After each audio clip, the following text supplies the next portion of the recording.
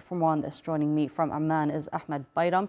He is the Middle East spokesperson of the Norwegian Refugee Council. Thank you so much for being with us on the program.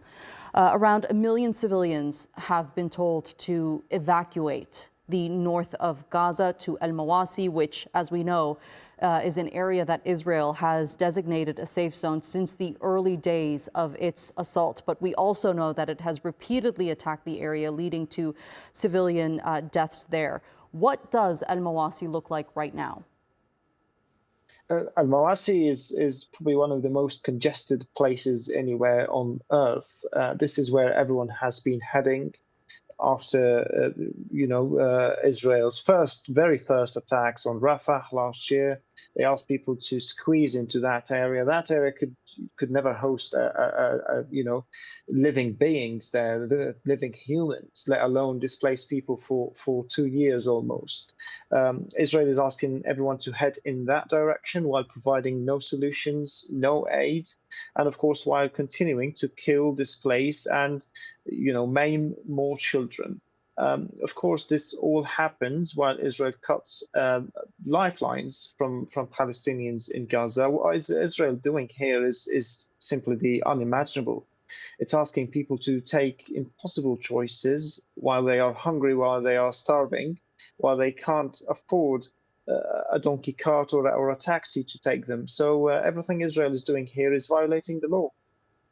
There is surely going to be an influx of people to the area, though, but as you mentioned, it's not equipped by any means to host a vast amount of people. Israel has said that they are going to allow tents and other essentials in for shelter, but in reality, they're preventing from materials from entering the region. How is this exacerbating the situation on the ground?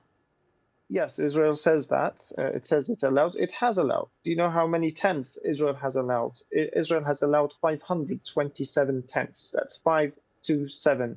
Do you know how many tents there are waiting across the borders? There are 86,000 tents. What percentage this is? This is 0.6% of what is available. There are a million tarps, tent sheets waiting, languishing across the border, a few miles away from those people sleeping in the open. Israel says, talks the talk all the time, while on the ground we see almost nothing of those words materializing. People now have, on average, in Gaza, half a square meter. This is barely, someone standing. You don't have more space for that. This is the average that Israel has left people with. I think what is happening also in Gaza City is a pretext for all of this. When Israel bombs, displaces, and destroys all these residential buildings that you have been reporting on, it's using that to tell people, you have to leave now or get killed. And when people leave, it provides nothing again. Mm-hmm. So Israel is not just once, but twice actually leaving these people without a home. Once bombing, the first time bombing their home, and the second time not giving them an alternative. If Israel isn't stopped and it continues its ethnic cleansing campaign at this rate, what's going to be left for the 2 million people in Gaza right now? Not very much, not anything really. But you know what? The danger is not just for of course, the 2 million people are living this nightmare day and night. But this is going to say a lot about how humanity can be erased, how humanity can be destroyed, without anyone stopping that. People in Gaza lived through this hell for almost 2 years now. No one has come to the rescue. We are there. We are providing some aid. We have shouted from the rooftops asking for aid to come in, for food, for water.